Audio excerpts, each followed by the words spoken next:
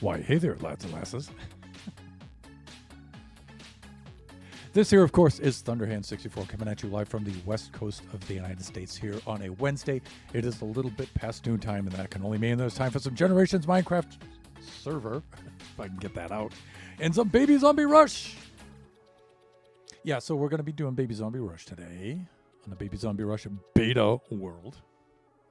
And before I get too far into that, we have been putting off all month long the video redeem for January. Partly my fault. I got the idea to do for a video redeem an excerpt from the Ultra Kill game with the battle with Minos Prime, where he says something like, and I'm paraphrasing here, I probably don't have this right, thy penance is death. And then I wanted him to kill the player. So I asked Kachi to send me a video of that, and he got it. He sent me the video in his defense. But the player doesn't die after he's saying that. So I asked he and Festive and his developer friends if they could do that, if they could get a clip of that, and then somehow have the player dying and then I would make the redeem. And they never got around to it. So I've been waiting for them. So I just decided, you know what, I'll just do a different redeem for January, and then when they're ready to do that, then I'll make that one. So that being the case, let me see. New redeem.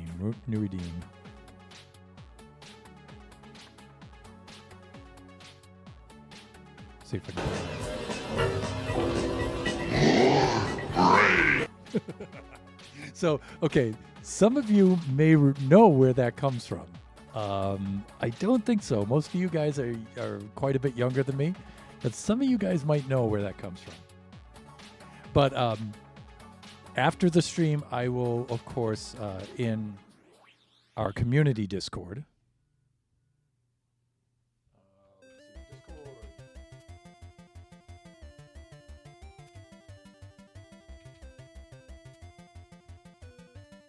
There we go. You can see in the chat, wherever that is on your device. You guys can see the link there for the invite for the Discord. If you're not already a member, please consider joining. If you are a member, invite a friend to join. But in that, in our Thunderhand64 _ gaming community Discord, there's a channel in there called Behind the Redeem. And I always give a description of the redeem and the source and stuff, where it comes from and everything. So you guys can always check that out. This newest redeem I'll put an entry in there sometime after the stream, sometime today. So I'd like to welcome in Cheska's Genie. First indeed.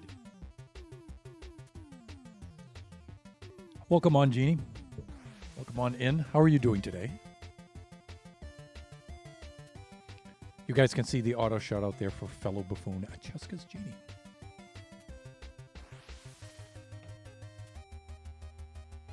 Let's see if we can log on here.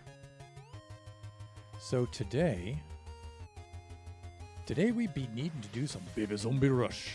Baby Zombies. That's what today is going to be about.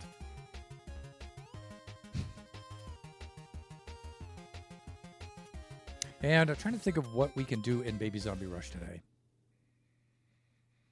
I'm thinking there are a few traps where the floor falls away and the player falls into lava, the player falls into a pit with come on, the green guys, creepers, right? There's those two. I had that in the original test world. And so I think we'll work on the lava one today.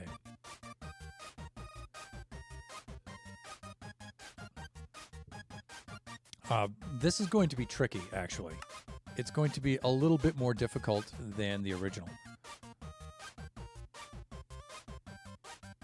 Because we made some changes.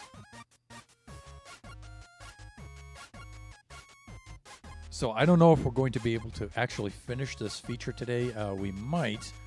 That's always my goal. Creative mode. And just to give you guys a heads up, let's take a look at this.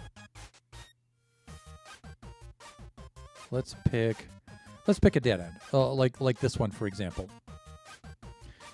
What used to happen in the old world is the maze, the width of the maze was 3 blocks. And these 2 outer blocks would pull down and pull away. And then there would be one strip in the middle. And if you happen to fall off of that strip, you would fall down into a pool of lava. It's pretty funny because it gives the player a chance. If you can stay on the middle path, then you can hit the button and close it and escape. But also on the middle path with you are the baby zombies that are pursuing you. So kind of tough, right?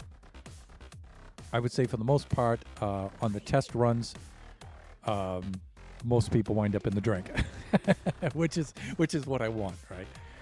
But now if I do that and I pull away the sides, now these are 4 wide, and if I pull away the sides, now we have a strip of 2 blocks in the middle, and honestly, I think that's a little too easy.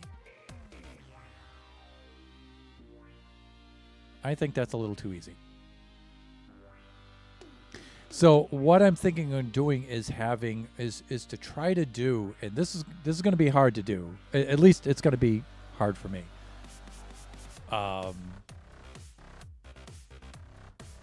I'm thinking on having a double action, like the double action piston door, right? That's vertical, right? That we have on several features already. We've already made, right?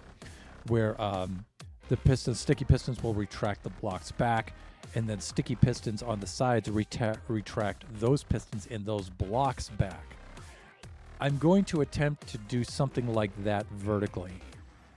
I'm thinking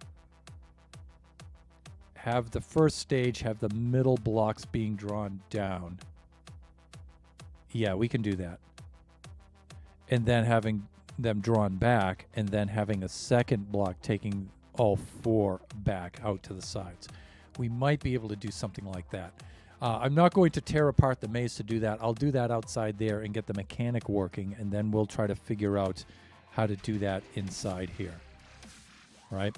And so let's select some blocks with which to work. We'll do something like this. And let's build this out here first. And you guys have seen me do this before.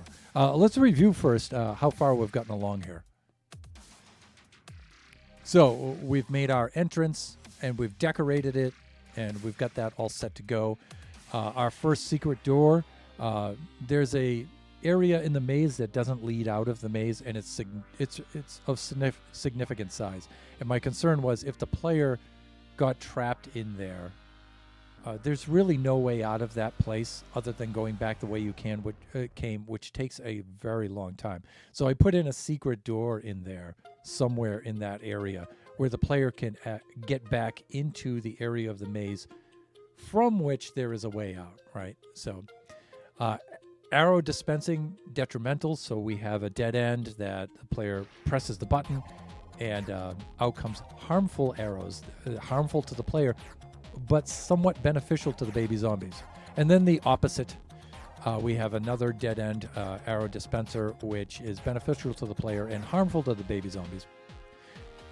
Then we have the baby zombie spawner at the entrance. So at the beginning of the game, when the player is ready, we hit the button, it opens the gate, lets the player into the maze, but we also need the baby zombies to spawn right there as well, and so they'll pursue the player into the maze, right? And then we came up with a dead end baby zombie spawner, which I thought was hilarious, which is one of my best features.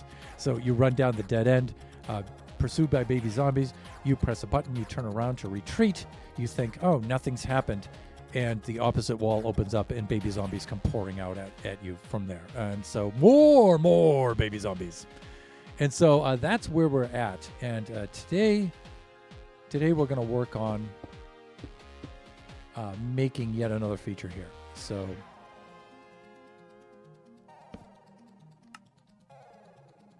good. All right, so hopefully we can add some this new feature right onto the end of this soon. But we're going to design this feature out here. Right, so let's give ourselves plenty of room.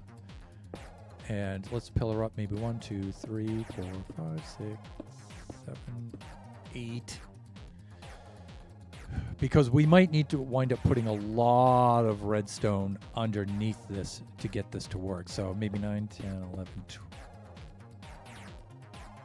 12 like this. This is actually going to be quite tricky. The tricky part about this is we're going to have to remove slabs. And that is not going to be fun.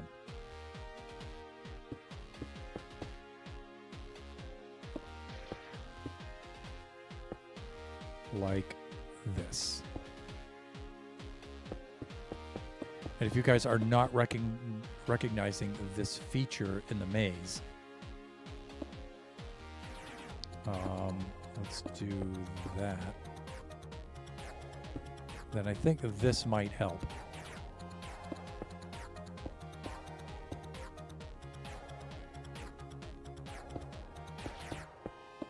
Like this. Okay, and then we have 1, 2, 3, 4 higher than that.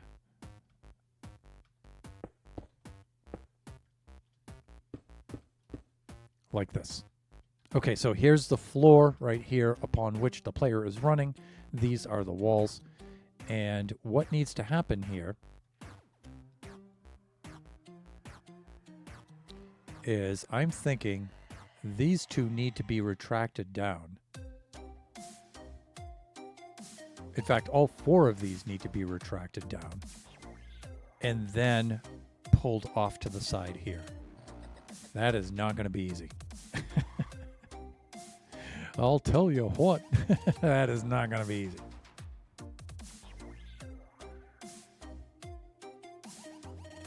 You know, it wouldn't have been so bad with blocks, with full blocks, but with slabs, that's going to be difficult. All right, so I think the first thing to do is to get the sticky pistons in place for the 4 of these. Sticky, right there.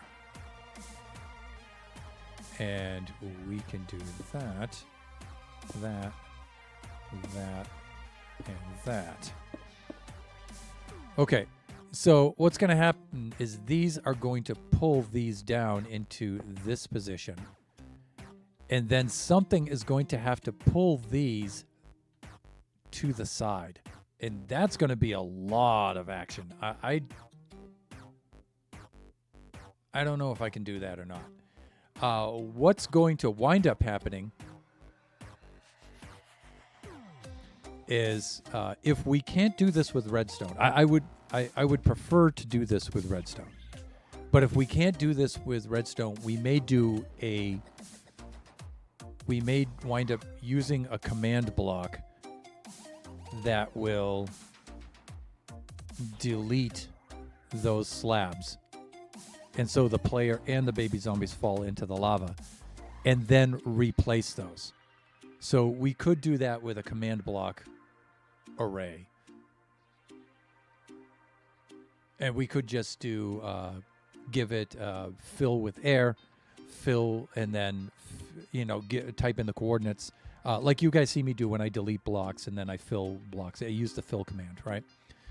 And so that we know will work. I would rather not do that, though.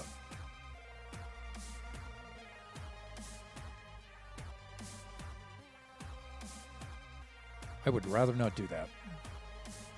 I would rather use redstone. So let's try redstone first, but I'll tell you, the redstone is going to be extremely difficult for this. And we're going to need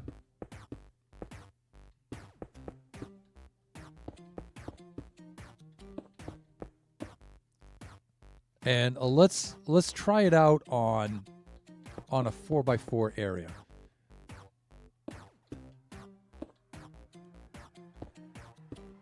I believe in the original one, it was longer than 4x4.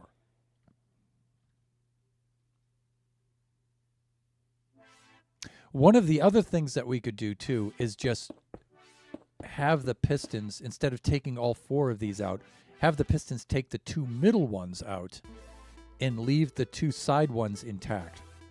I think that may be the fairly equivalent to the original.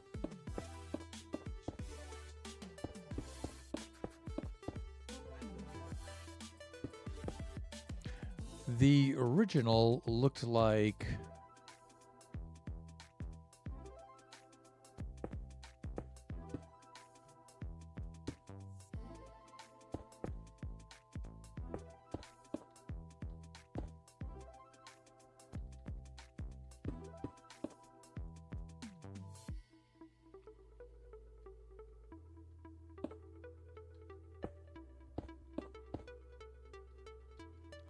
hold on.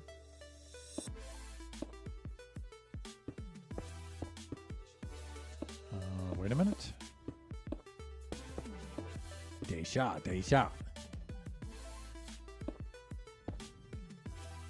The original might have looked like that. So you guys can see the new one looks like this. The original looked like that. And so what would happen is the pistons on the sides here would pull these blocks like that.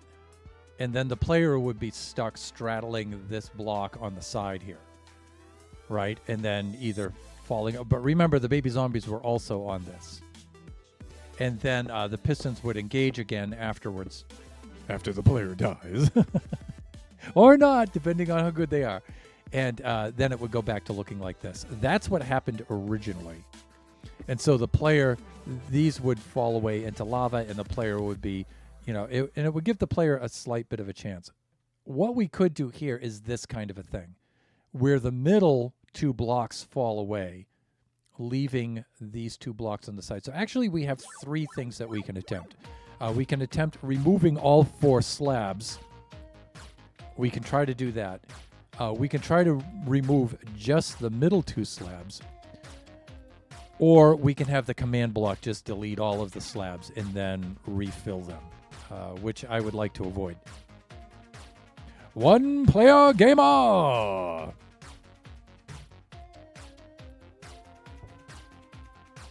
So you guys can see the affectionately known as OPG. You guys can see the shout out down there for OPG. Fellow Buffoon on the Season 6 Buffooncraft server with us. All around awesome guy. Incredible Minecrafter. Please go check him out when you get a chance. How you doing today, my man? How's things going out there? Thank you. You are most welcome. So yeah, I'm thinking we can try 3 different kinds of configurations. I'll tell you though, right now I'm leaning heavily towards this, where it takes out the middle and leaves the 2 slabs on the sides. Because I know I can do that. I have to remember how to do it, but I know I can do that. And it still leaves the tracks on either side for the player to try to escape. Right? Whereas if I use the command block and it takes out all of the blocks, no.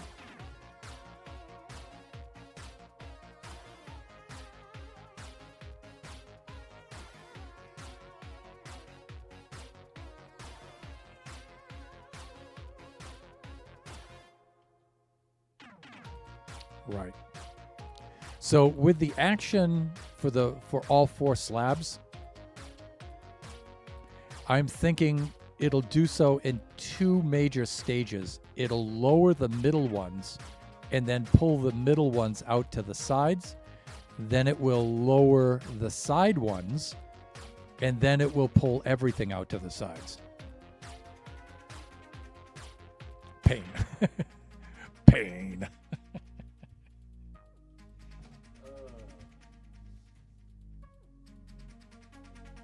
my both of my sons, especially my younger son Kachi,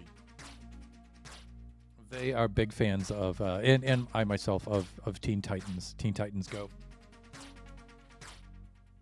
And that just makes me think of Painbot. Pain.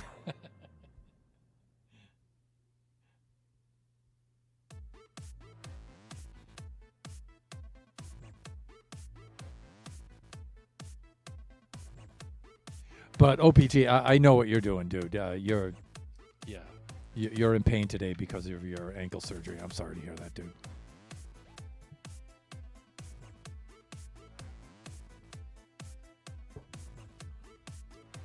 Usually whenever I'm doing Redstone on stream, people well, I wouldn't say people. Some folks make a big deal out of complaining of how painful it is to do Redstone on stream. And that's what mode I switched into. And I remember, you have the ankle surgery and it causes you a lot of pain. Let's see. Let's do... Again, we need that kind of action first. So we need this to reach up and grab these and pull these down. That we can do with a T flip-flop. And I've learned, finally, after all this time, how to do a T flip-flop with a copper bulb. Let's see if I can do that. I should be able to do that. So step one is to get these to grab all of these and pull them down. For that, we're going to need 4 T flip-flops. And these have to all fit in with slices right adjacent to each other. So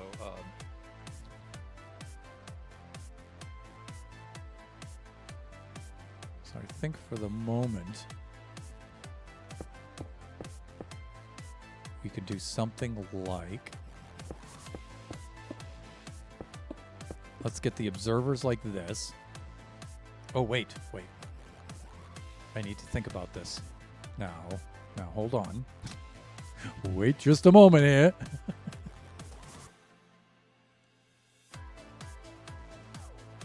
Okay. Let's try this.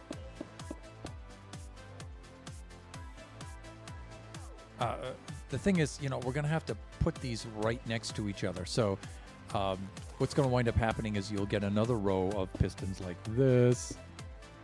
Not like that, but you guys get it, right? 4 of them right in a row. So there's really no room for the redstone down there, so you have to be careful of that.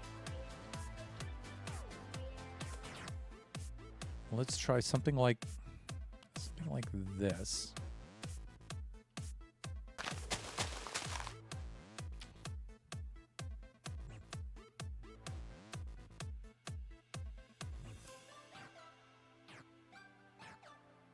Yeah, I'm trying to think of how to arrange this in this kind of a space.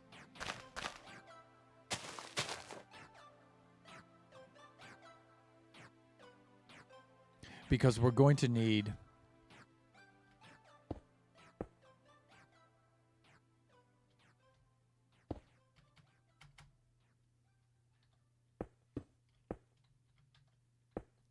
We're going to need 2 more pistons, like this.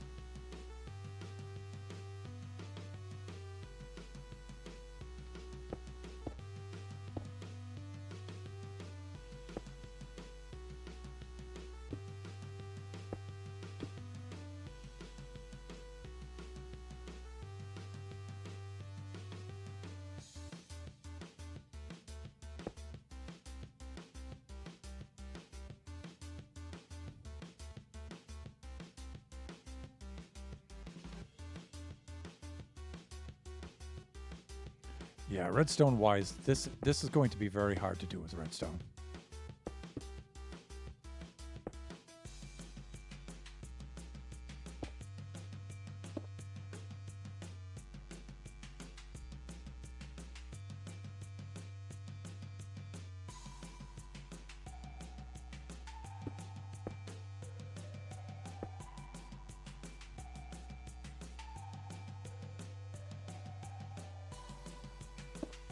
And the main issue being, there's no room for the components.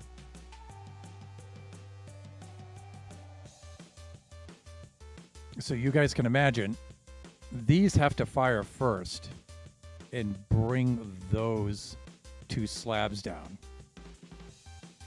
And then these will have to fire next and bring these two slabs and these two pistons down. And then these would have to fire next.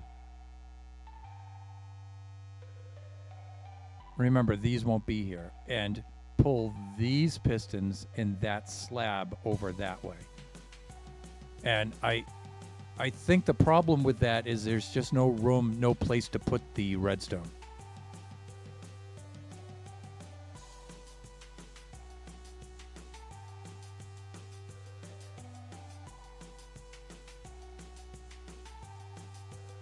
Yeah, I think that's just going to be, you know, I could get the timing to work out like that, but I need room to put the redstone in there. And in this kind of way, there's no place to put it. I can't activate the redstone from below because I'm moving the pistons in 2 axes. So, you know, when I'm working on this kind of a door, let's try to find a door here.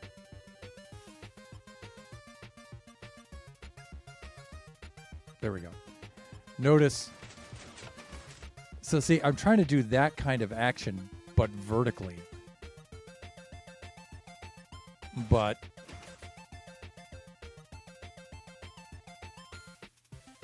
we're only moving the pistons in 1 axis. So we're moving it across that XZ plane. But with what I'm trying to do, not only are we moving it in the XZ plane, we're also moving it in the XY plane at the same time. Or not at the same time, but we are using both axes, and that leaves no place to put the redstone. See, because this is only in the XZ plane, you can put the redstone above it, right? In the same plane, just above it. And these components are orientated for that plate. Like, I can't put a comparator on a side of a block. So, yeah, we might not be able to do that. Whereas if I'm just moving out the middle 2 sections, I can pull these down first. I can pull these down first and then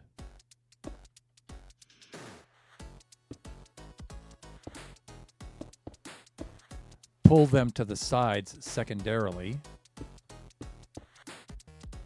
like that. So these get pulled down and then they get pulled over like that.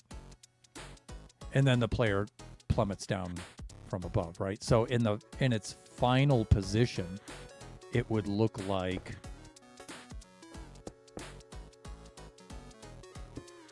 this. After it's done doing its thing, right? And so these would push these into the center. These would then push up.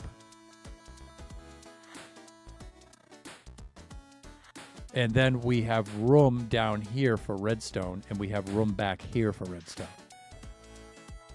So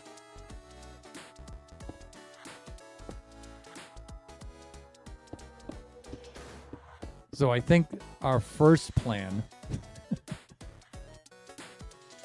is not doable.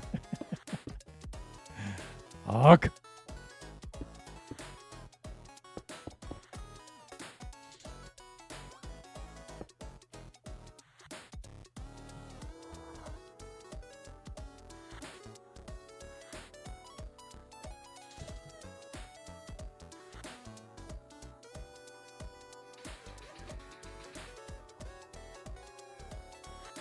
So again, what's going to have to happen here is we're going to need a button at the end of the dead end.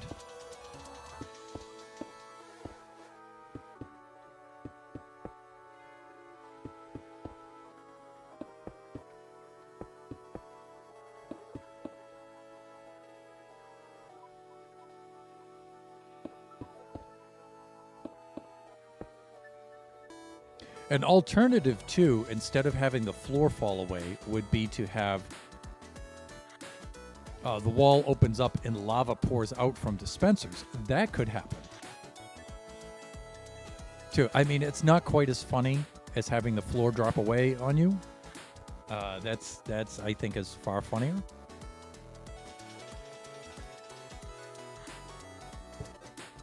And comedy is the main component of this game. So this not so mini game. So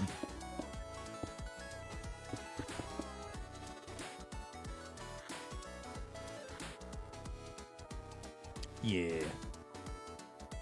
All right. If this is the case, then I think we know how to do this. We need an output for T flip-flop. And since these are going to be somewhat stationary, I think I can get away with doing that this way.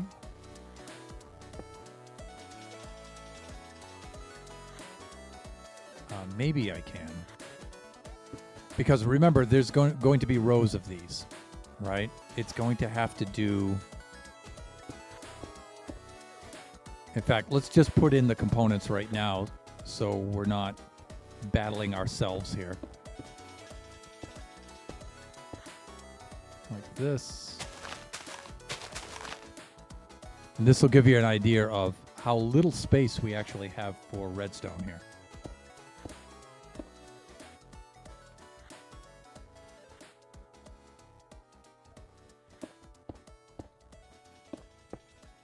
All right, so this is the kind of deal that we're going to need. Like this. All right, so all of these pistons are going to have to reach up and grab these slabs. Right? And pull them down. And then these rows are going to have to pull the slabs and their pistons off to the side. That's going to be tough.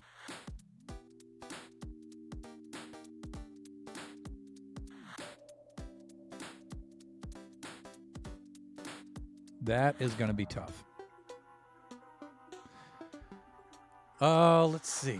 We might be able to do...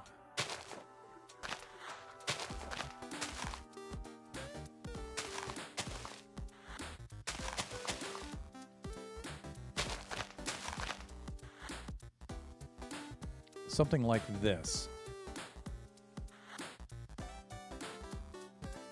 And let's just start spamming redstone, as Thunderhand calls it.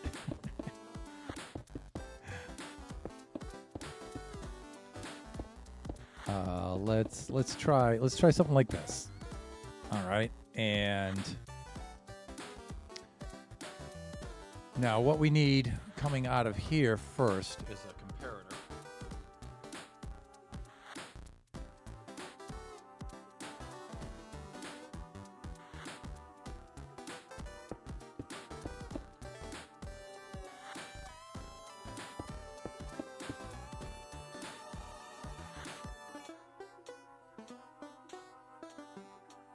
And observers.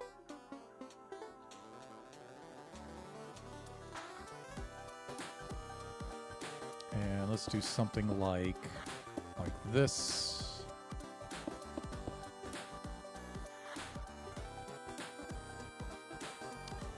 Not quite yet, because we need copper bulb.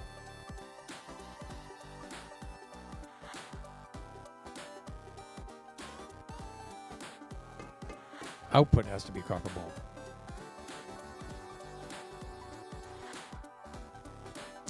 These comparators are backwards right here. That's not good. So are those.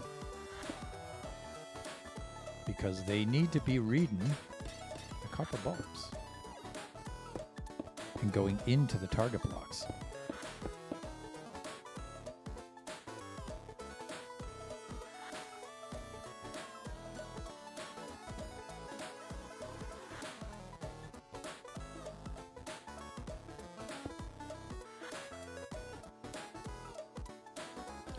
Okay, so let me see. Copper bulbs are next. And then off of the copper bulbs,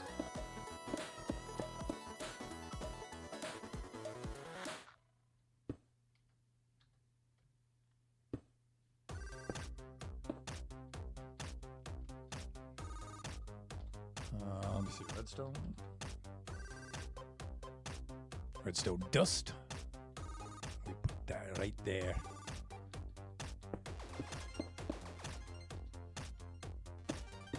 Now I think this will work.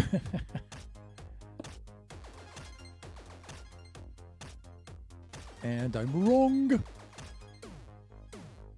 I thought that would do it.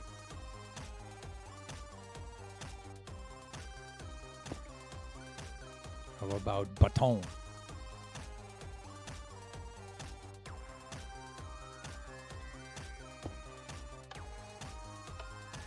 Nope.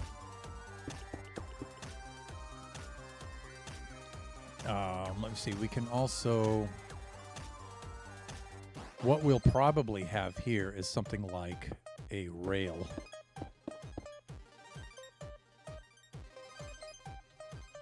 Because the action is faster on powered rails. Right? So we'll probably have something like this. And let me think about this. We do that. We do this. Okay, that's good, except I thought that this would power those above. And it does not. Okay, but the important thing is, you can... Now I've learned how to make a T flip-flop with the copper bulb. Because if you do this, the observer, again, and you guys, I think you've heard me say this, the observer will see the change of state from 0 to 1 as this powers on. But then it will send out a pulse. But then it sees the change of state from 1 back to 0, and it will send out another pulse. So with one press of the button, I get 2 pulses. However, with the copper bulb behind it, what happens is the first pulse turns on the copper bulb, and then the second pulse turns it off, so it only sends 1 pulse out the back end of the copper bulb. That is super, super cool. And so now that I've learned how to do that, and the trick to that is using the comparator. Have the output with the comparator, right? If I have the output with a repeater, you'll get both pulses out, even from the copper bulb, I believe. But with the comparator, it only gives out 1 pulse. So it sees 2 block updates, but it only gives out 1 pulse. And so that's really, really important.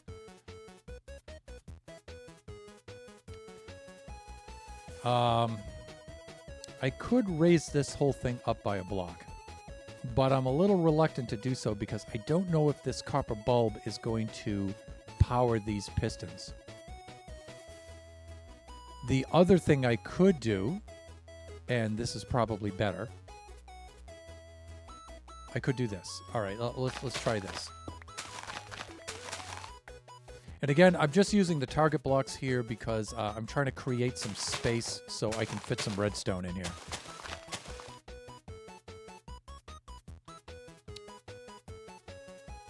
Oh yeah, I can't have anything. Okay, I'm good. Yeah, we can't have any redstone here because the player needs to fall through there, right? And so we can't have any of that. But I think we're good. So I can do this.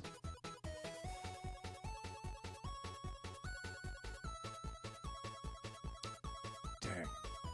Yeah, see, I think what's going to happen is these copper bulbs being at this height are going to power these pistons. I think that's what's going to happen there. So let's try it. Let's just confirm. But I'm pretty sure that the power signal is going to go through those. I'm just creating some room here so I can move.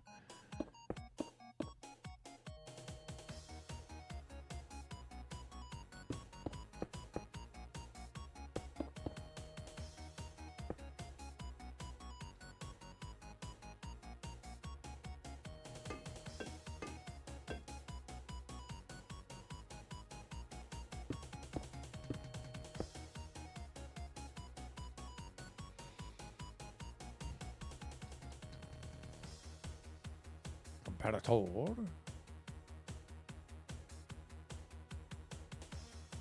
And comparator has to read the copper bulb. So it has to go that away. Get these out of here. And this now can all go a little bit further down.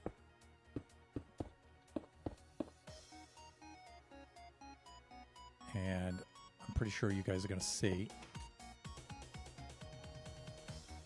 Oh, no, it didn't. Sweet. But what did happen is it kept this powered on instead of having the quick reaction that I wanted. But maybe the button will do that because I'm only updating once here. So let's take this out.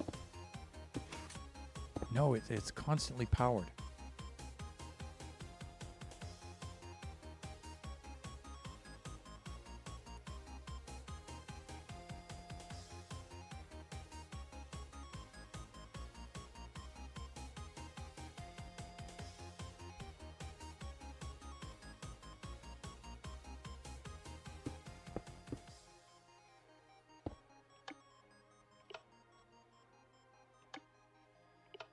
Okay, initial state is on. We need initial state to be off.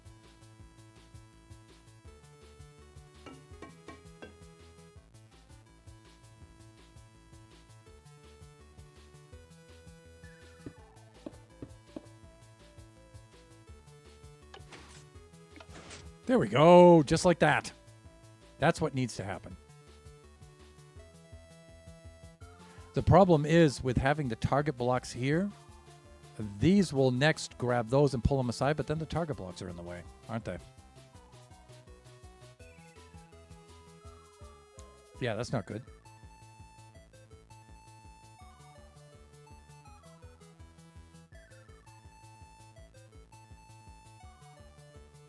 So I think we're going to have to do, what, maybe torches out to the side?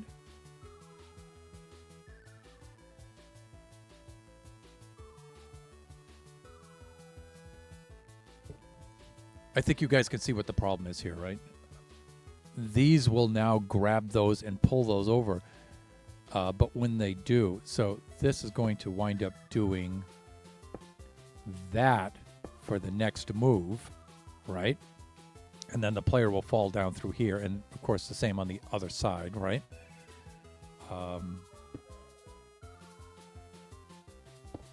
But the problem is it leaves the target blocks in the way, right?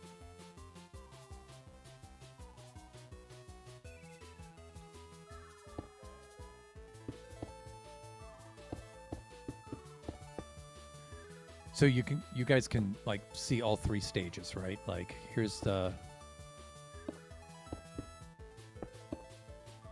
initial stage, and then stage 1 it pulls it down. Stage 2 they pull to the sides. And then the other thing would have to be the reversal of this. These will then have to push these back into place and then push them back up. And I don't think we could do that. And I don't think we can do that only because we don't have enough room for the redstone itself to fit in here.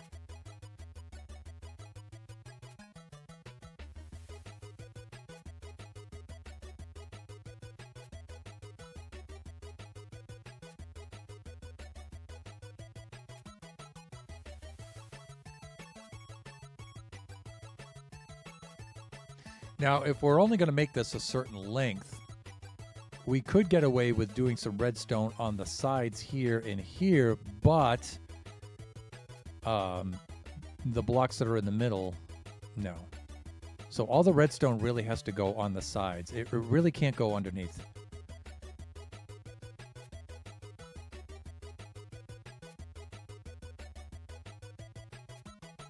Yeah, it's not going to work.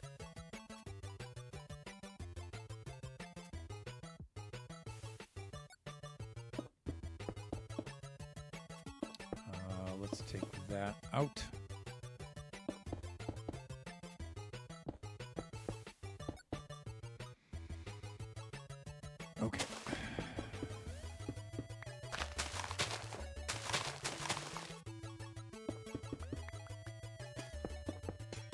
Back to the drawing board.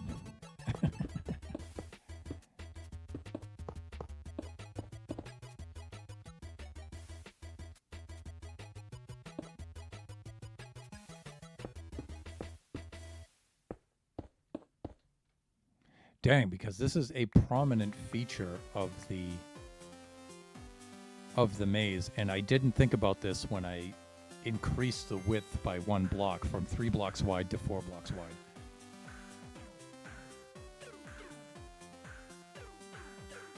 So we might be able to get away with doing something like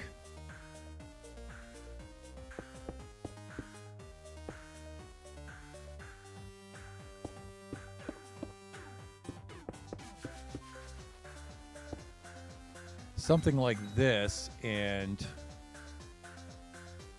I was thinking of torches, but if I try to use torches, then the torches are in the drop zone.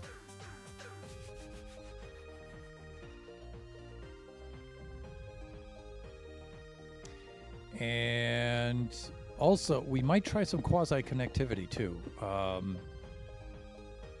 about... Let's see how a redstone block will power these. Redstone block there doesn't power anything. Redstone block pushed forward powers that.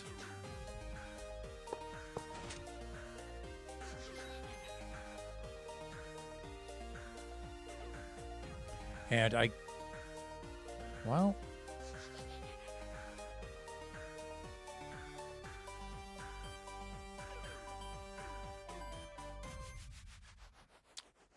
Think about this. This is a head scratcher, you guys. This, I say you guys, viewers, this is a head scratcher.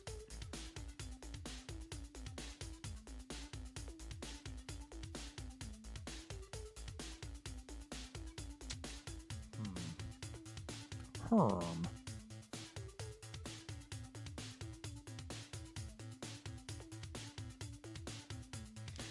You know, I'm wondering,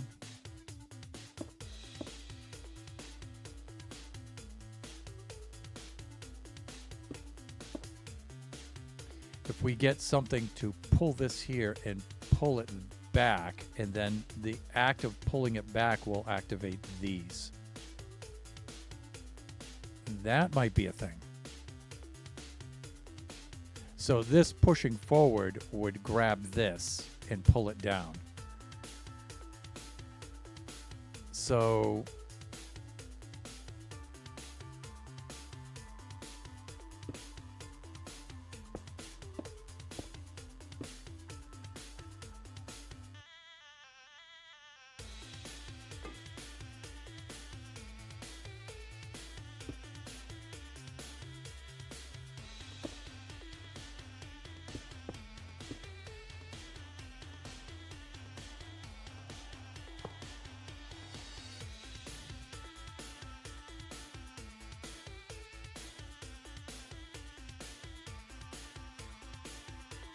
and for now, I'm just going to stick that on there. That way I can select it. I don't have to go into the inventory every single time. We need...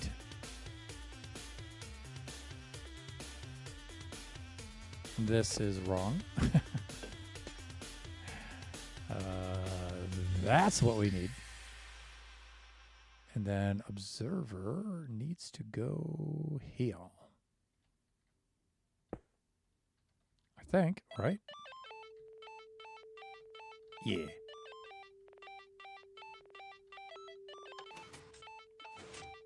Okay, so that would be the first action.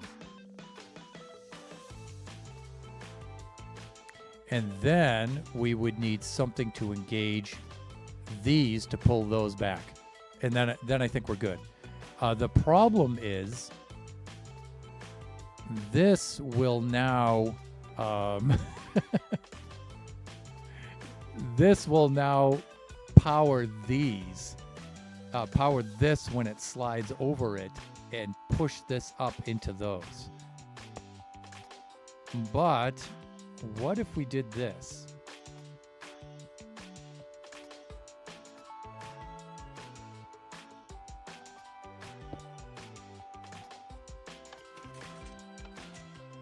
It's a little too quick, I think. Wait, no. I think that's what I'm looking for.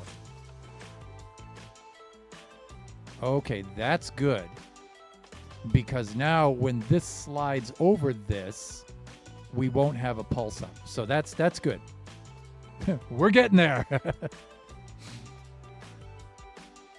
I think a couple of dendrites just connected a few neurons there. or just won them back.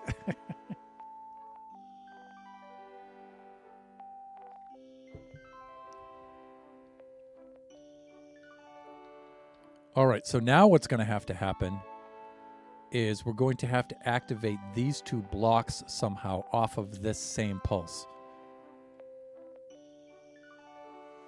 And I'm so tempted. I tell you, I'm so tempted to do something. I wish I could do something like this, where reading this comparator, firing, would allow these to fire, but there's not enough space.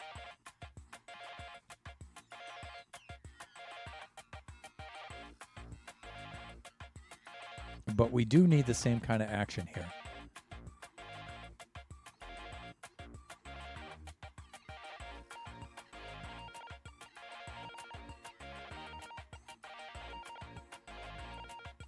And I think I know what to do. I think. It's going to involve more rails. And before we completely destroy what we're working on, let me think about this.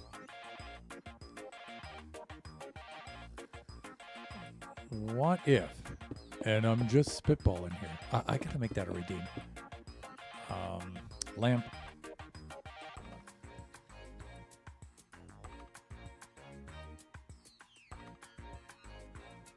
I want to see if I do that and I do this.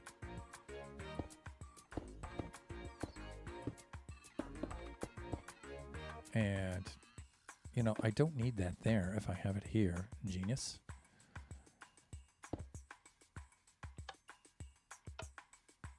Okay, other way around, maybe.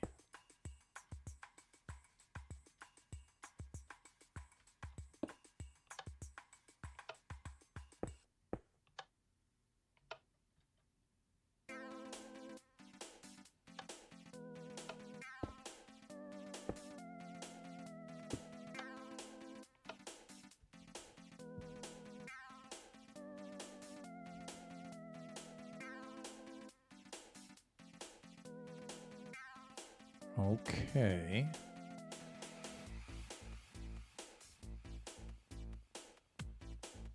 If I could carry that signal down. Dang. So close. I might be able to do it with target blocks. Like I'm thinking. And if I can get the power from here to go down into it that way, in that direction, I should be good. But again, I just don't think I have enough room. So I'm wondering if I do the same thing that I'm doing here.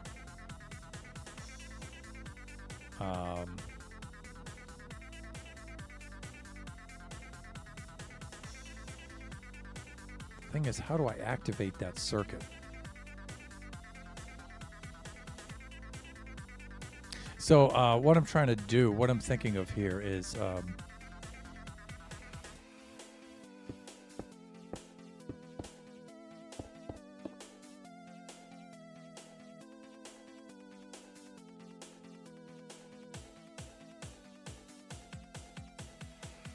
going to have to remove these just so I have some room to place blocks.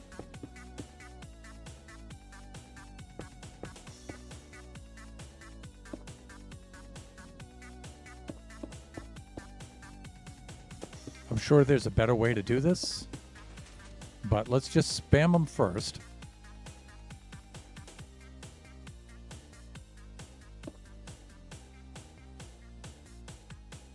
How did I have this? Was I doing that? Is that what I was doing? I think. And then then the idea was something like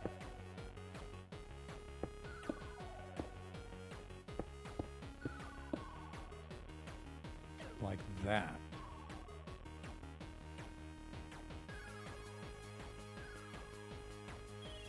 And I could do a double action on those.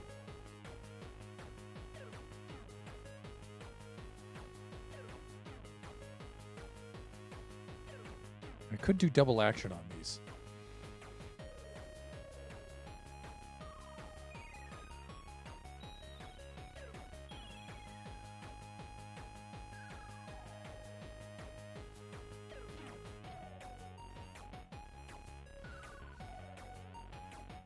Use the Supernova Relic Observer Bus. And I could just spam this with observers.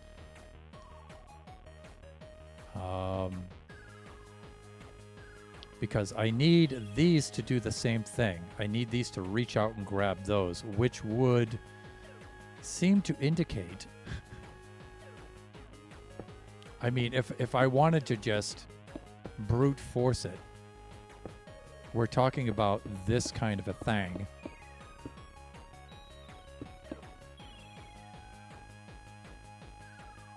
And just like we did over here with double piston action, going 90 degrees, we do double piston action here with 180 degrees, right? So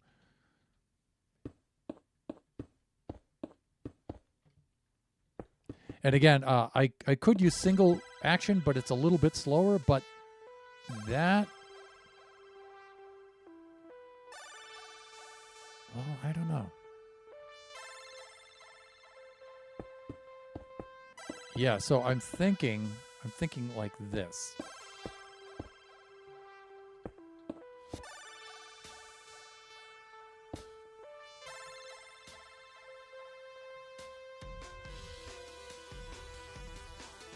And then I'm thinking this circuit here.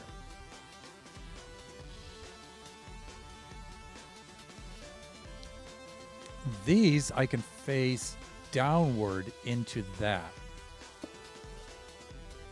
So I can put this line for these ones here.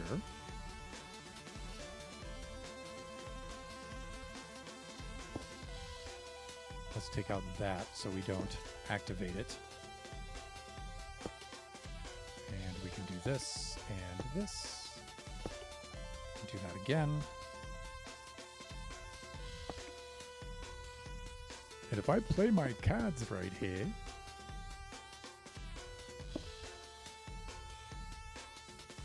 and then I can put this here. Okay, we're default off. That's good. Reading that, putting that into there. Okay, so we're good there. And we could make a whole row of these. But I want to get one slice working first, and then I'll worry about everything else afterwards. So now I'm thinking same thing with this. But I want one bus to run both pistons, and I think it will. If I do it right. Because if I power the piston underneath it, it may power the piston above it.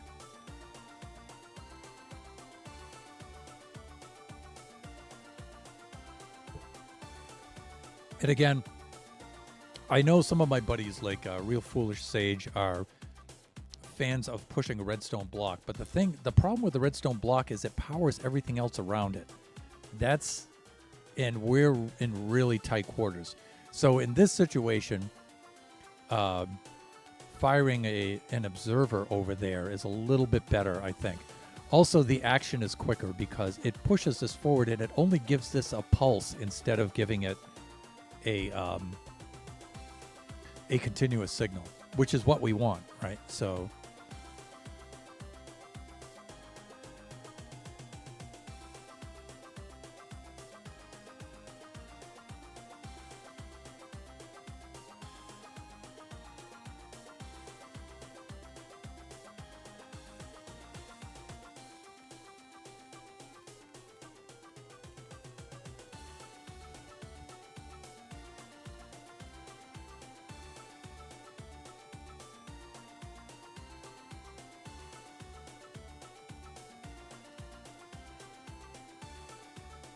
Also, you know what I was just thinking?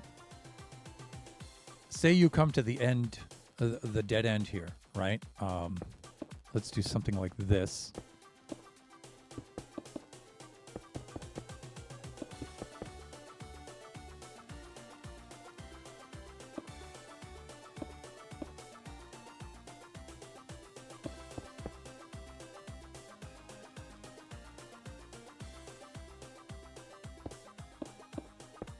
So our dead ends typically look something like this, right? And usually we'll have maybe a button like right here. So I'm thinking, where does a player usually stand? If they usually stand right about here, yeah, we pull away the middle and they're good. Maybe they can get over to here. They're good. Yeah, okay, no, we're fine. Just like this. Okay, we're good. I like it. Okay, so and just for the moment, I want to take these away because I want to be able to see what's happening in real time. So, and how am I doing for time here? I'm actually at break time.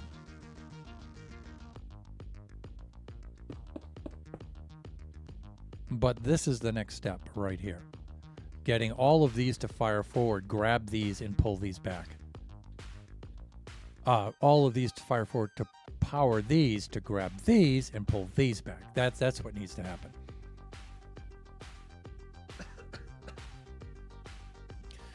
All right, excuse me. So I'll tell you what, let's take a very quick break. We'll run some ads for about 3 minutes.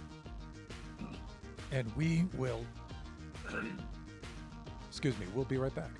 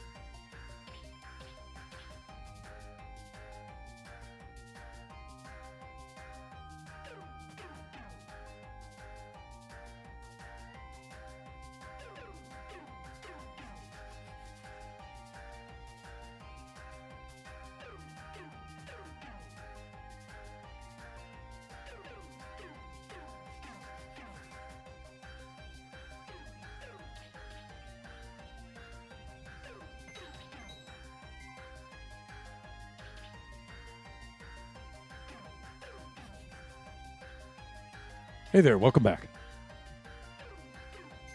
Welcome back to Painful Redstone. I don't know, I think this is going well, actually.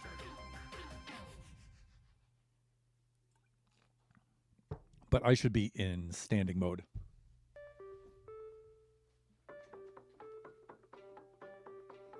There we go. That way I can get some... There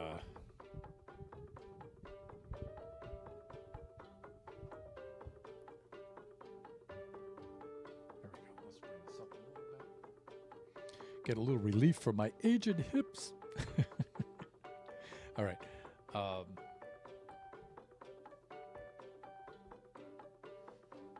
Let's flip on back to the display. Here we are. Yeah, and then back to this stuff. This is a really brutish way of doing this, but I don't know. I think this is the only way to get around to it. And again, I just want to take this out of here for right now and just get one slice going, and then I'll consider getting something else. And whatever is powering this, I can have it power that.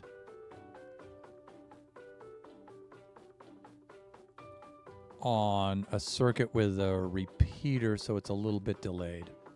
Yeah, we can do that. And we'll just copy the same T flip-flop up to here. I'm just hoping that this piston will power that one too. That's usually the case, but we'll see.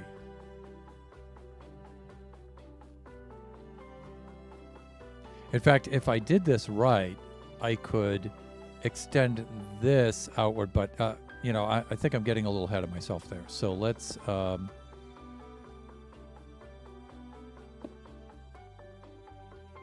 do something like this. It's going to need to read that into that, and then we can do something like this. Let's take out the comparator right now just so we can get this working. Oh yeah, that's right. I want this downward.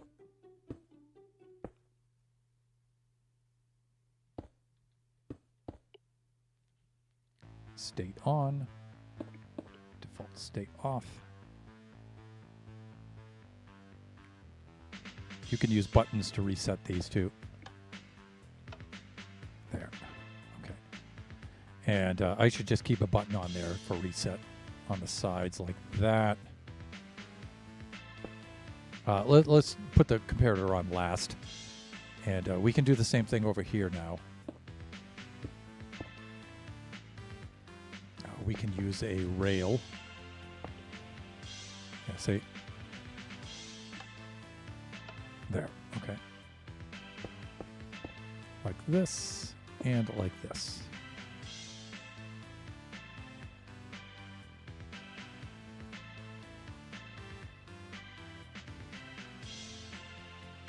Now, if I do this correctly,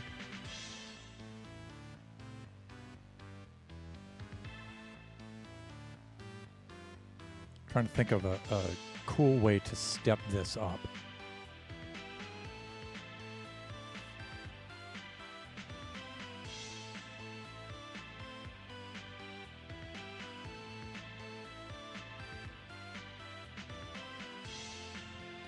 I mean, I could use 2 observers to bring this down.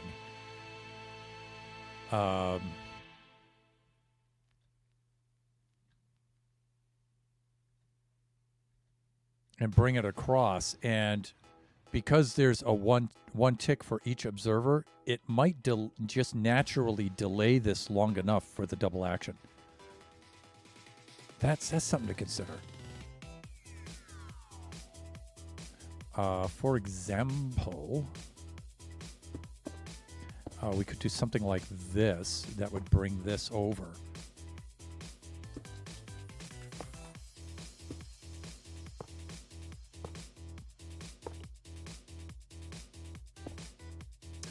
And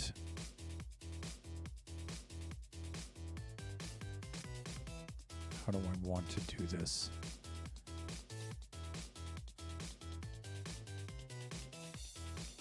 I'm so close to this. I just need to... See, I can't pull off of the same one because this is going to do this kind of thing and create a bus in that direction. And then I need to bring something over here to create a bus now in this direction.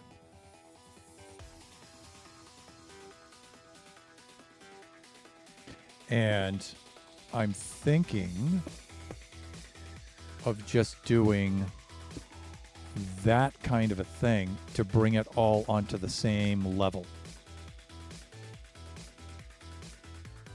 And I think I know what I want to do. I think I want to do something like this and then something like that. I think that's what I'm thinking about.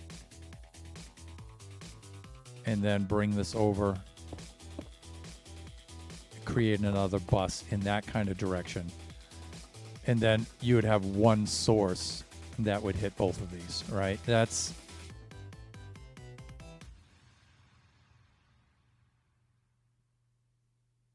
Because I'm not entirely certain how far apart these two systems are going to be. These two components are going to be. So let's just try it. Let's see what happens.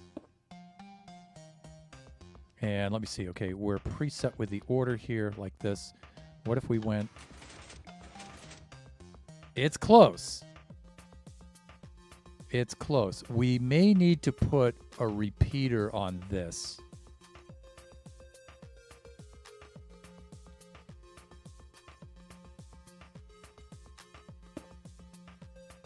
We may need to put a repeater on that. And also, this doesn't have to come out here. It could come out from this side and go this way, right, to get over to there. It could do that kind of a thing.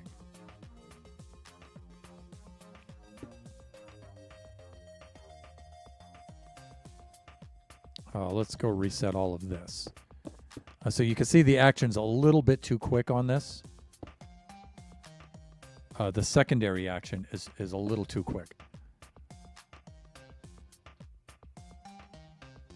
So I'm not certain if I'm going to need like a...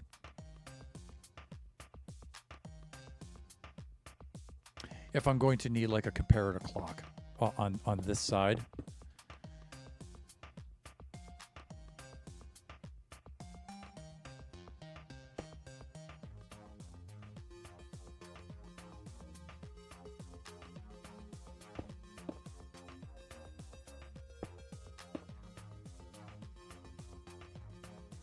Oh, I'll come over one more, like that.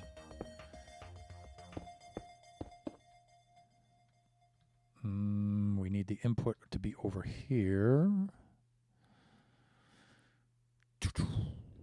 Let me see. I want the output to be there. So, output would be in that direction. Input would be over here.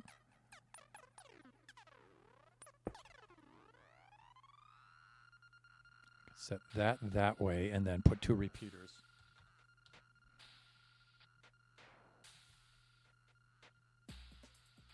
I could put a repeater in and a repeater out.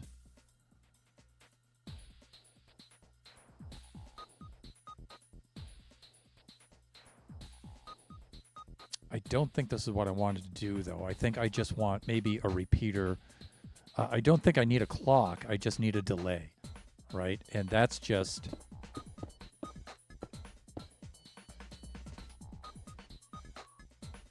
That's just putting a repeater like this. And then...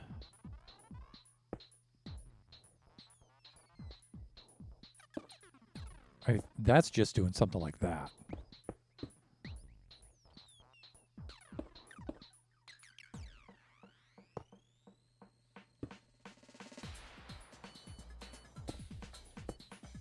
Right, and then we can just dial it in. So let's try like just initially maybe a 4-tick delay. Almost. I don't... Well, no, the top piston fired. It looks like it almost worked.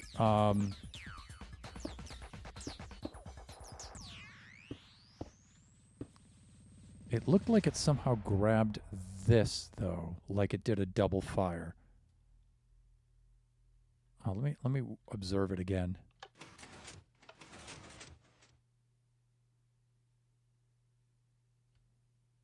Okay, I don't think the top piston fired.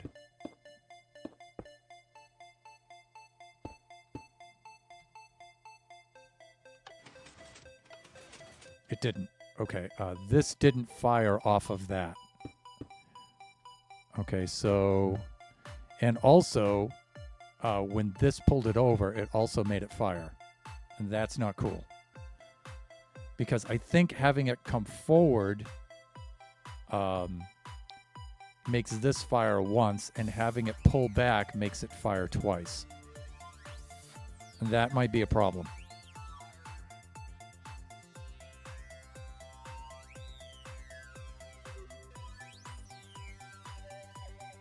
That might be a problem. That might be a deal breaker.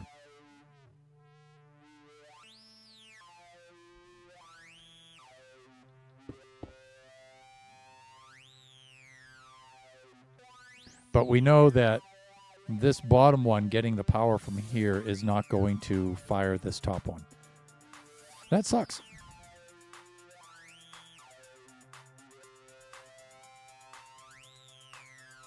I mean, you could do something super janky like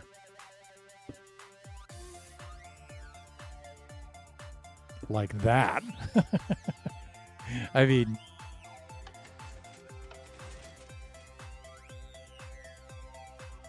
but I think we're getting this is double firing. Or it's firing again when it retracts to that spot. But I think I have an answer for that. But let me try it again. Yeah, this is firing there. So, but I think I know what to do there. I think this is a matter of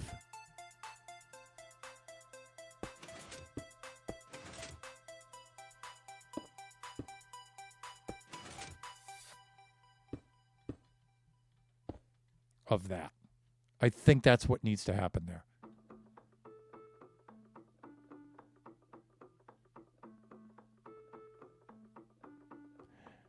I'm hoping that when this hits there and just starts to pull, it'll grab that to pull it down. Nope. All right.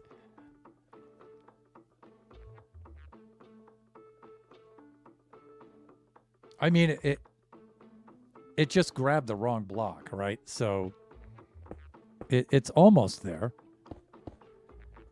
What we need to do is neutralize the second pulse when it comes through.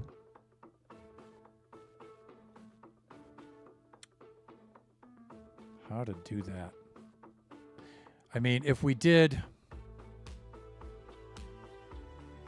this, it's going to have the same effect. Effect. Right? If I did that,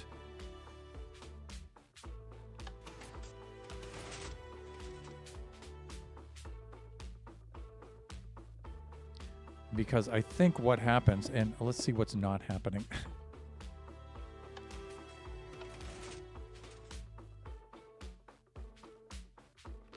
Yeah, I think when this tries to extend,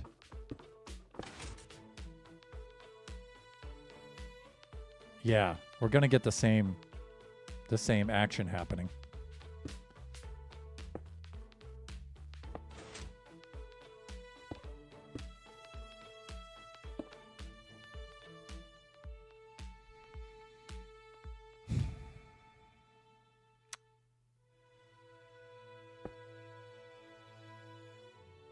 How to do this? How to do this?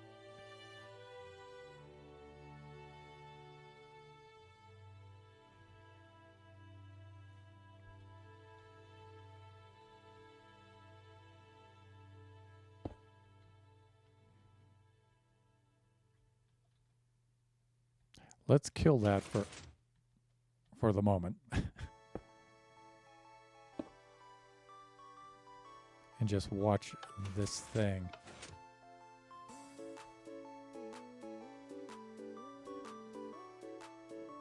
See, this is what I'm thinking. Then when this comes out to grab this and slide it over, there shouldn't be another update. So maybe it's just a timing thing. No.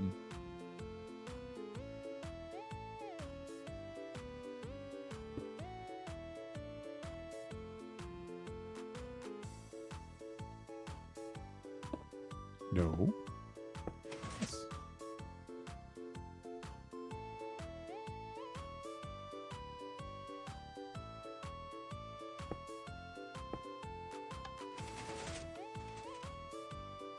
Oh, wait a minute. Hold on a tick.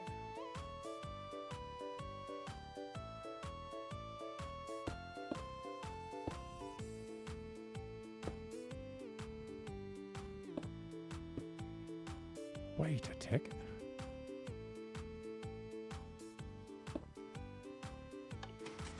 Grabs that.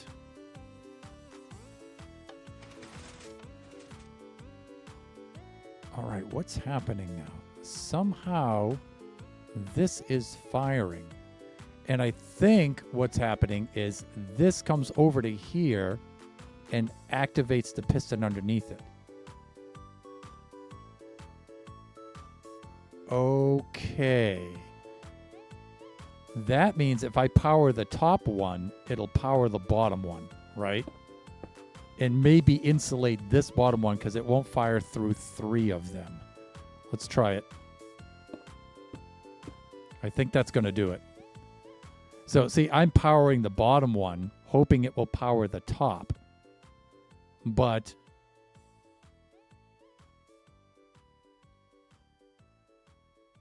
dang.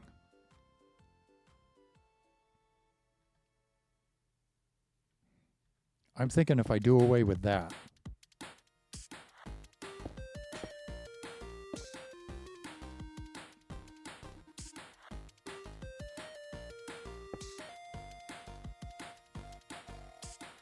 Oh, hold on.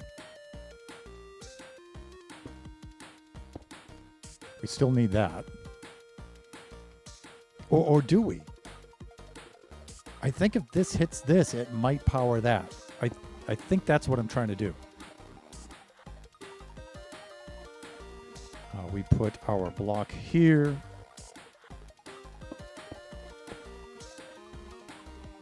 Comparator there. Let's see what this does. Huh? Oh no, wrong one. Thunder, please. It's already difficult enough. That is going to do it. Because it'll just power this and not this one. We did it. Let's connect them up.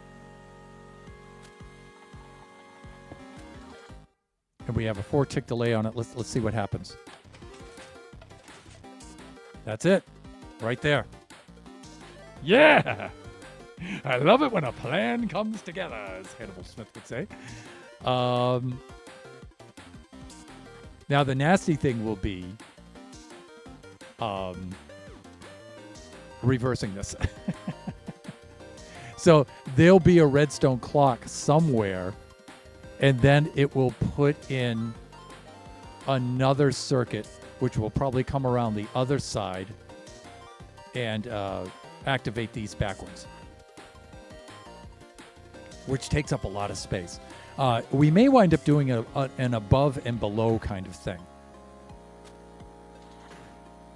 But when we reverse this now, we're going to have to hit this to push the block back, and then hit this to push it back up for a reset, right?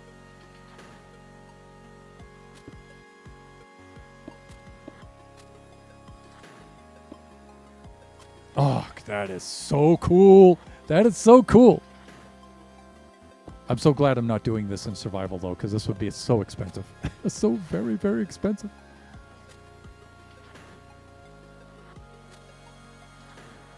Please, hands, please.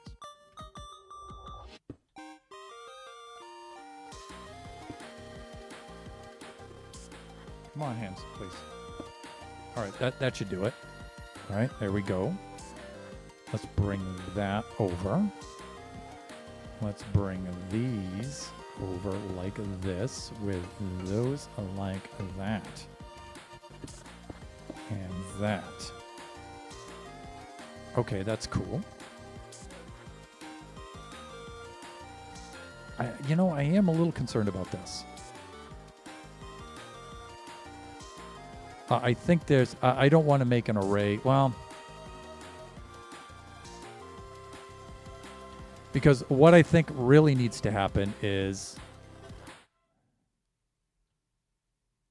This may read this, bring it up to a bus that comes across there. That's probably what's going to have to happen.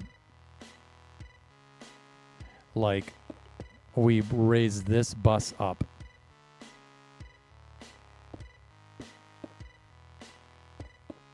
Up to there. But this bus is being read off of a...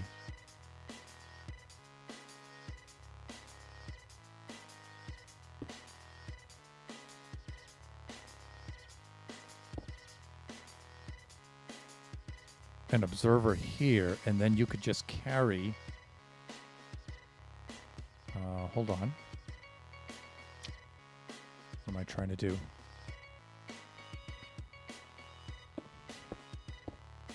I think I'm trying to do something like this.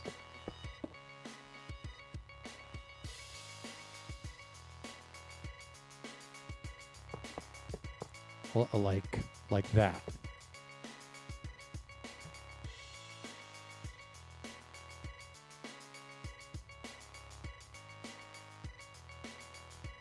I mean, you could do something like that. It should cut down the number of observers, but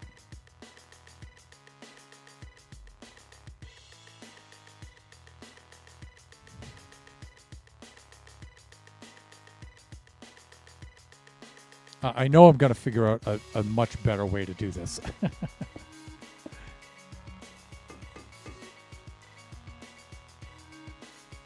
Because I'm thinking, I think you guys know what I'm thinking here. I'm thinking just to have the activation here and then just run it down the line instead of just repeating all of these components right across here, right?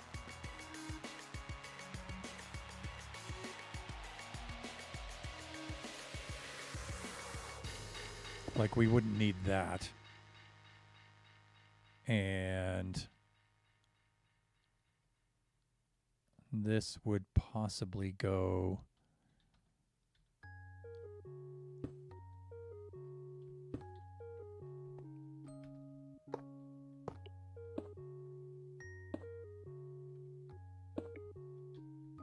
Please, hands, please.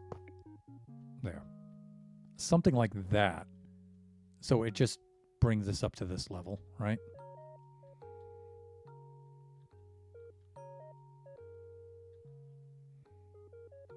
And let me see, we could have... We're going to need resets on each one of these.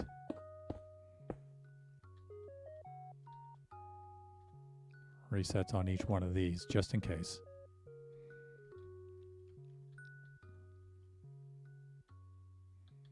And I think the 4-tick delay did it.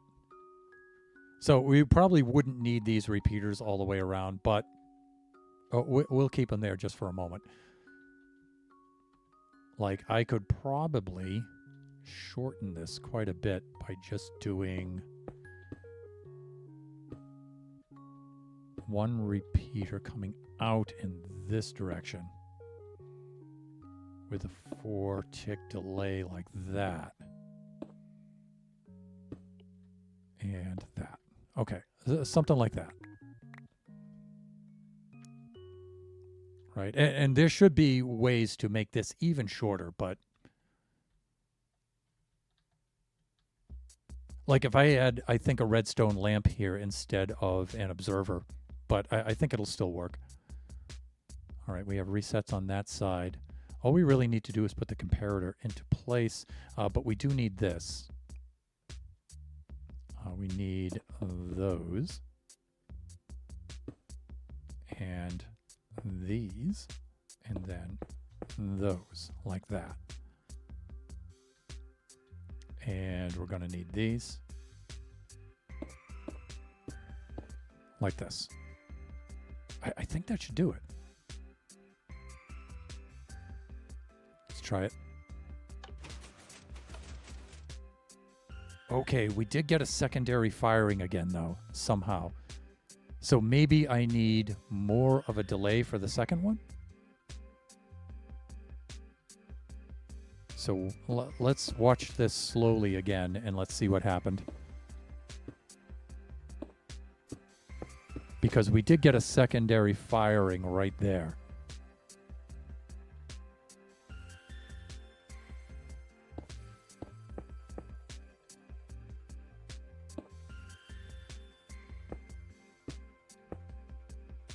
How did we get that secondary firing?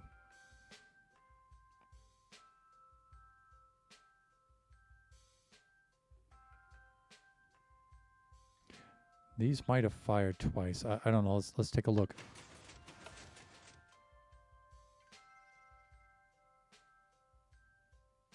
How did they fire twice?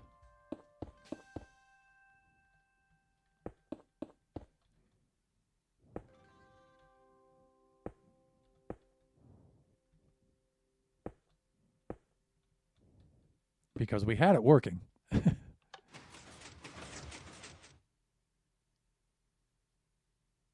Huh. Is this firing twice?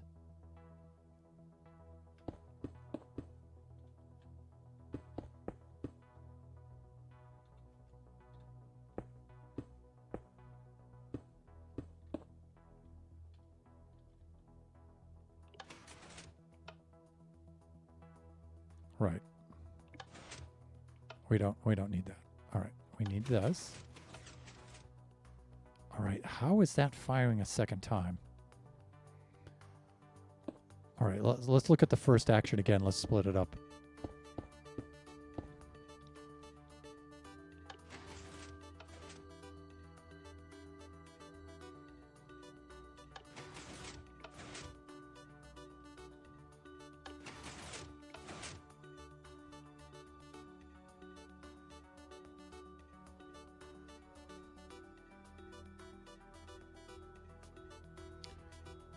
Okay, so it looks like we're good with that. Repeater.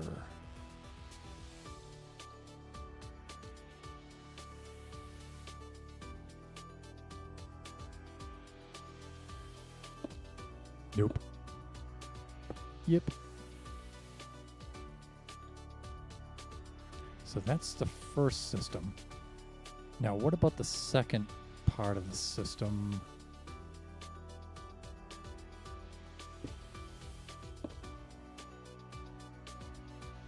Second part of the system. And we'll put the second part of the system maybe over here. Okay, it looks like it's doing well. I don't see what it's...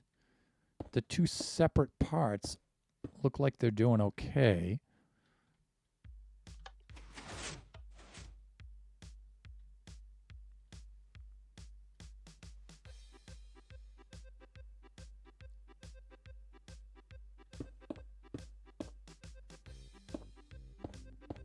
So what I was looking for is when these reached out and grabbed these, I was looking for these to fire and they didn't. So that's a good thing. So say this action already took place and then we come over here. See, it should be okay. So that we might need an extra repeater in there. Maybe it's not quite enough of a delay between them.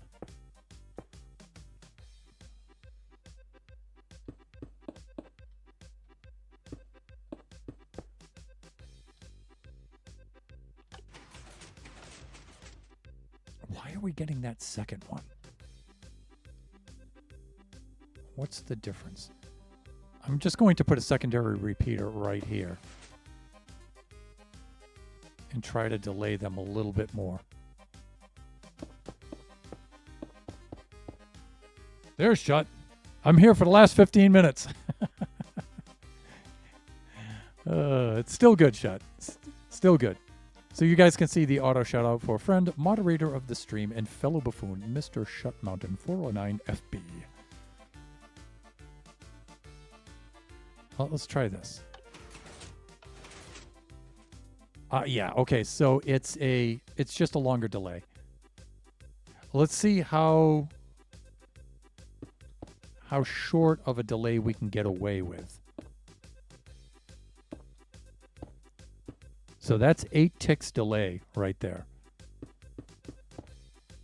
And again, you know, let's just try to spam the redstone and see.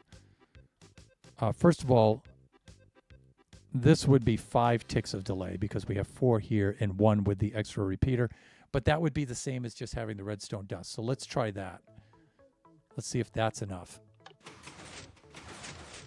Okay, that's not enough. All right. So that causes the double action. All right, so let us try that.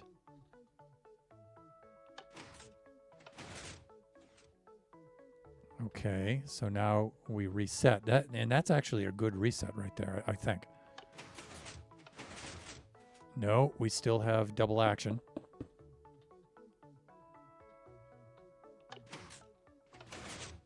There.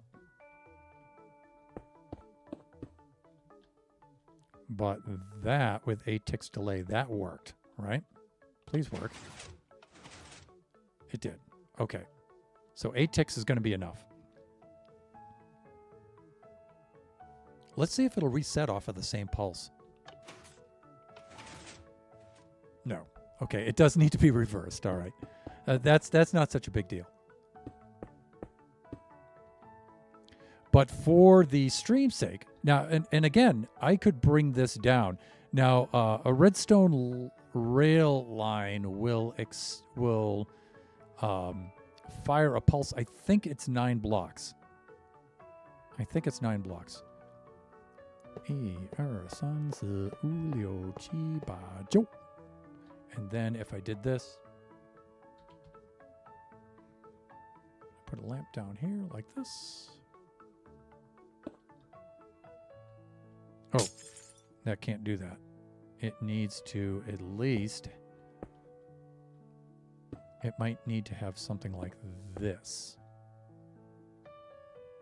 And this, and this.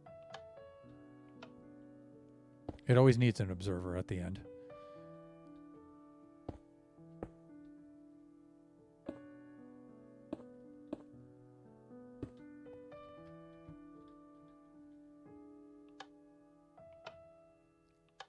That's 9.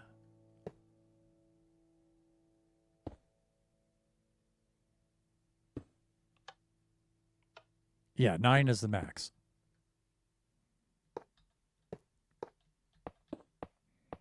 I know I should have that memorized, but I'm an old man.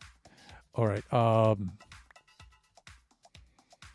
So I can make, I should be able to make this. Redstone power rail goes 15 if I could. The rail only goes 9. Dust goes 15 shut. So we could make this.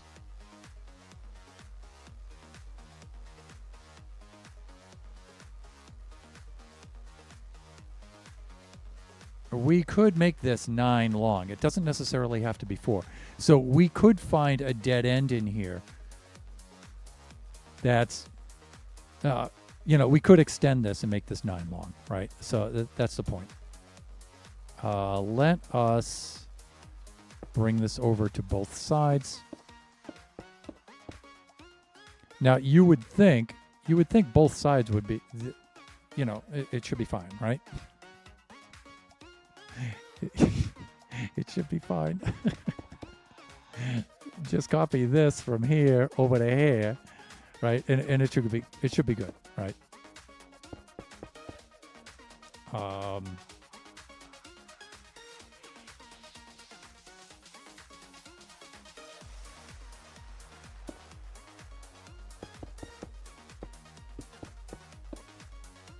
We We need another row of these. That's cool that we got this to work, though. And we got it to work in one stream, too. That was very satisfying. That's exactly what that was.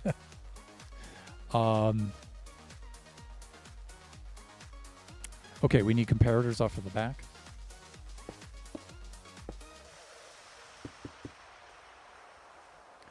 And we need copper bulbs. And comparators have to read into the pistons. And I'm sure there's a more efficient way to do this, and I'll probably figure it out. But since I'm improvising this, my method is just to get it to work first. And once I get it to work, then while I'm looking at it, I could say, hey, I could combine these two off of a single pulse and things like that. So that stuff usually comes after.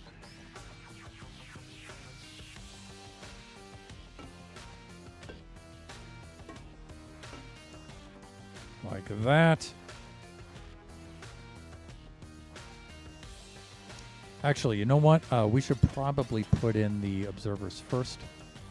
And we should always put in the comparators last. So observer, like this, copper bulb, a top like that. We can put in our rails thusly.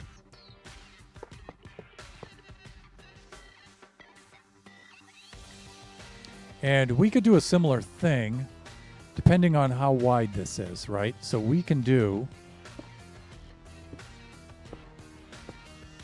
1、2、3、4、5、6、7、8。And then jump.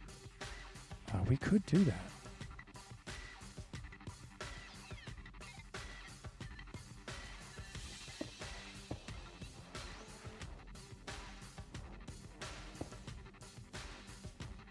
Yeah, in fact, this is only 8 long.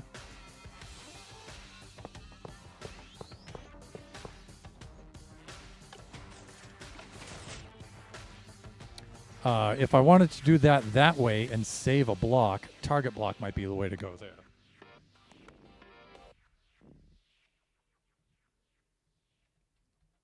We can just crank this around 90 degrees. And that might help us. Let's try it out. Yeah, it does. So you guys can see this like very briefly flash.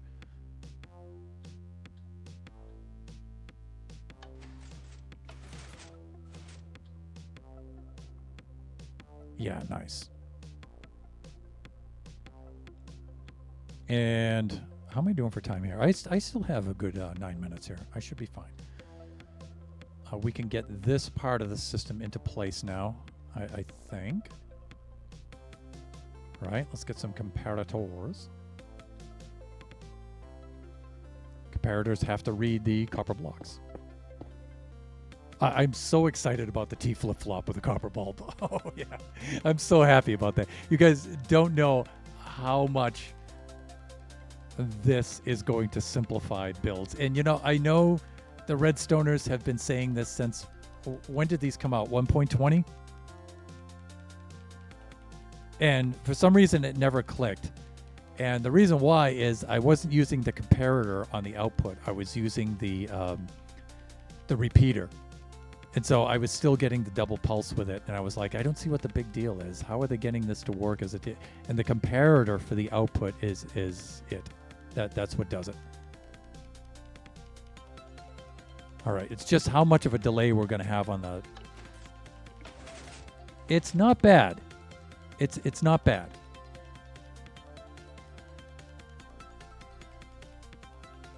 It's not that bad a delay. Especially considering I have the source over to one side. If I put the source in the middle,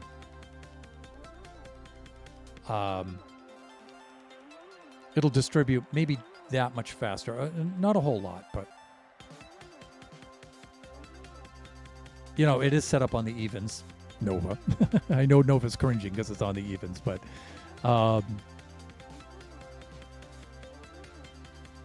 Yeah, okay.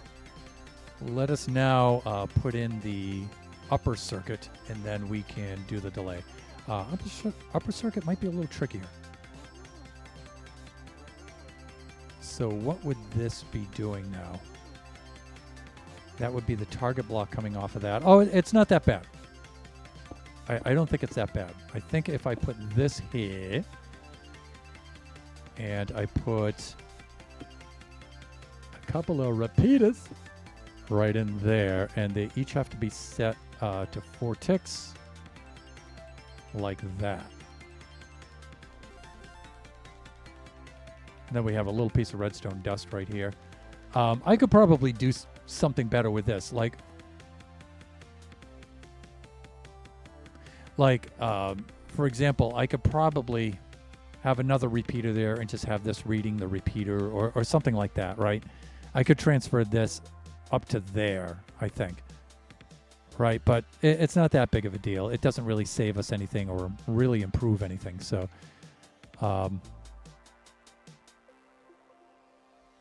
and then we want this to read that dust right there. Bring some rails over to here off of this. So this should do the thing here.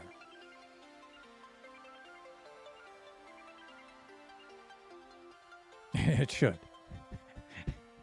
Keyword is should. Let's see. We need that coming off of there. We now need a row of observers and okay.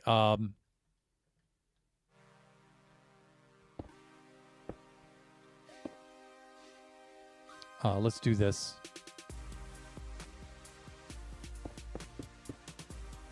And oh, hold on. I think it would be easier were I to build that way. Sticky piston right here. Now let's just bring this right across.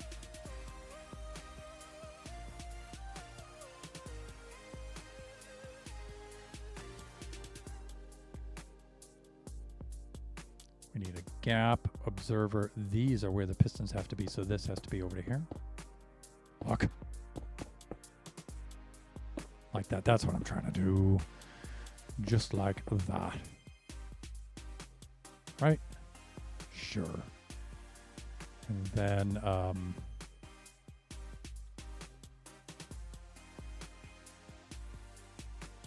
wait, no, no, I had it right. I did have it right.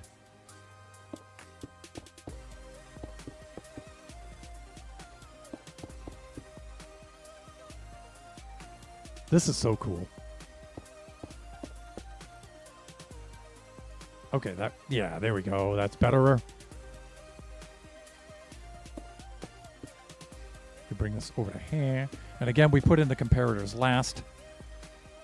Let me see. Copper bulbs, these facing down.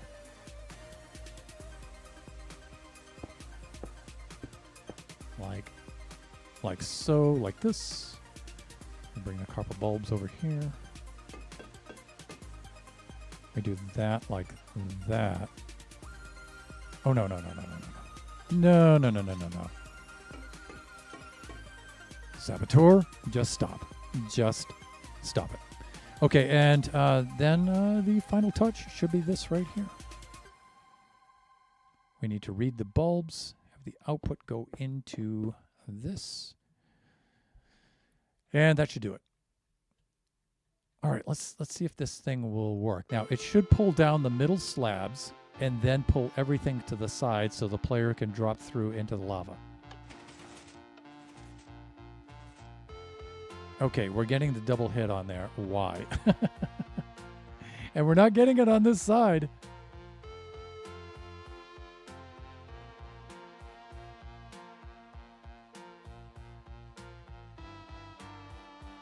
We may need a little bit more delay over to here.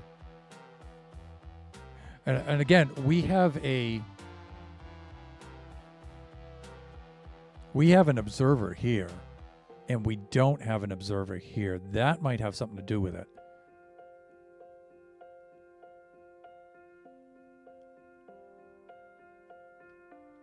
Let's take a look at what's happening here. This side is fine. You'll notice there's a slight delay between each side, right?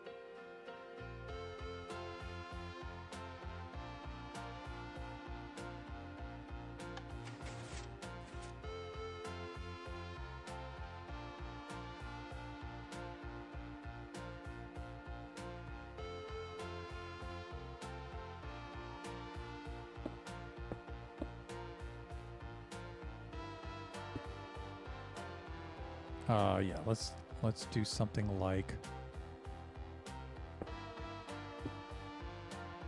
Now I want to see if putting an observer here ruins this.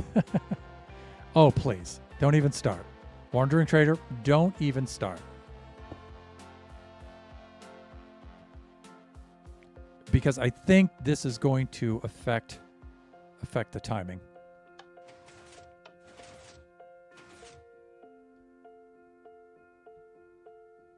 Okay, we double pulsed that somehow. Oh, I know what I did.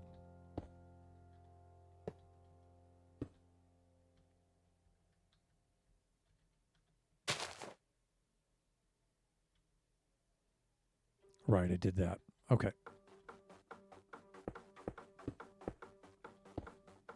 Ain't no thing, you know what I'm saying?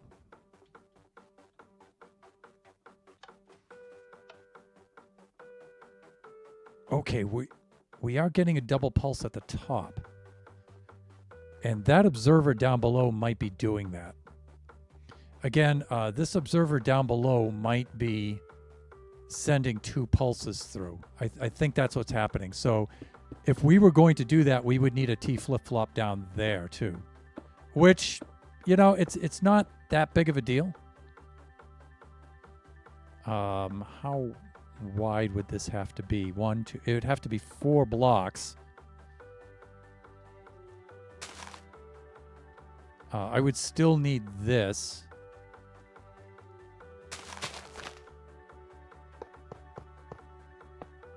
It would be less rails though. All right, calm down, calm down. Let's see. Let's put the reset button for here on that side to reset the upper circuit. There we go. And we would do... Oh, wow. This is on in some sort of loop. That's not right. Why are you staying on? That should not happen.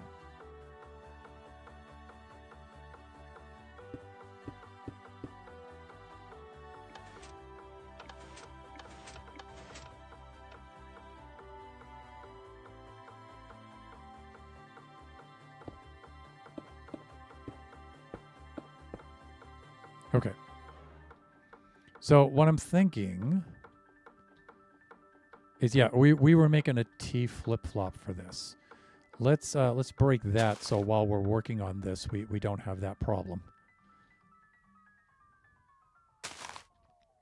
And okay, we got to be careful there. Careful, we should be good. Again, if we don't send a pulse, we should be fine. We'll do that for right now. And that means we need a comparator reading a bulb this way. A comparator reading a bulb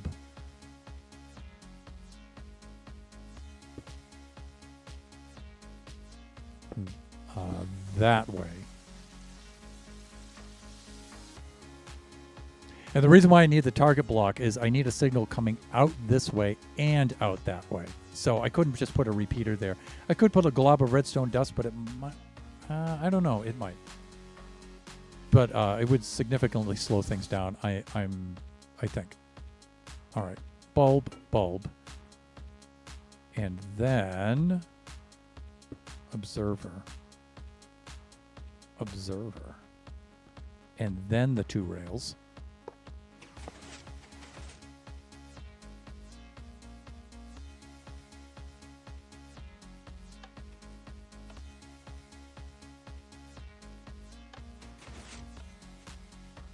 Nice. It did make this kind of goofy, but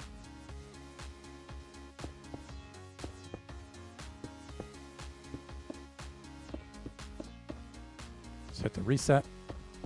Oh, I see.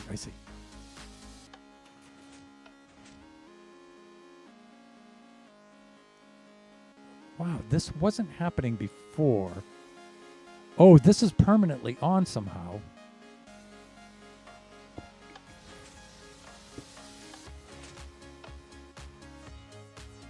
That's what was happening.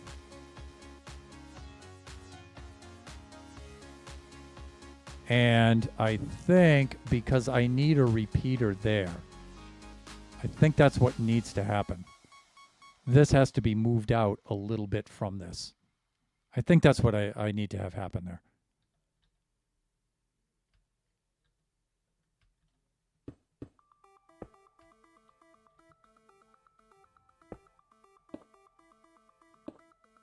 I'm actually past the end of stream time.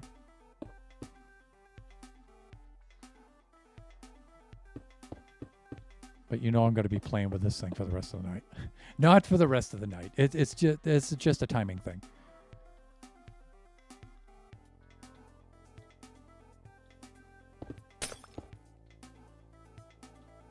And you know what? We're even going to put in our thumbnail, we're even going to have the Wandering Trader below.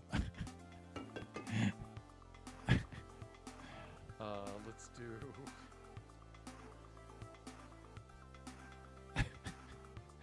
That's not a bad thumbnail, I'm thinking.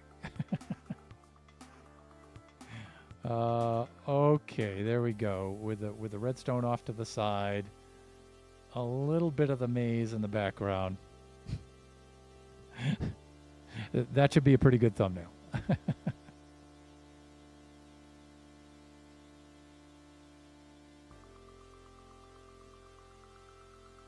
And then pointing down at the Wandering Trader. Okay. Let us... I was going to say log out so we don't die. But we're in creative mode, so you know what I'm saying. Back to the camp scene. And let's see if there's anyone to whom... It would be whom, right? Yes. We can raid out.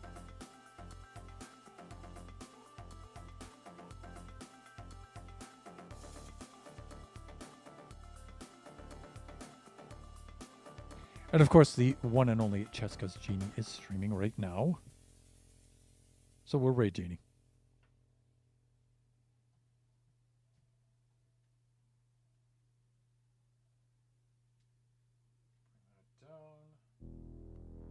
Let's do this.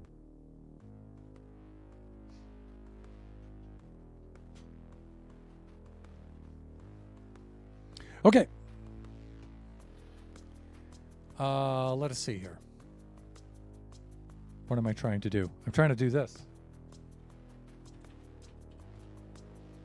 There, you can see the raid message in the chat. If you would like to join us on the chat, you can copy and paste that into the chat. Join us on the chat. Join us on the raid. You can copy and paste that into the chat. And I guess ads are running right now. Obliterating my outro. So, anyways, that's because I went over time, right? So I always encourage the viewers to come along and join us along on these raids. Even if you don't want to stay for the entire stream, if you could just drop in and say hi. And if you feel so inclined, maybe a follow, some bits, a sub. That would be really, really cool. Let's set up the raid itself.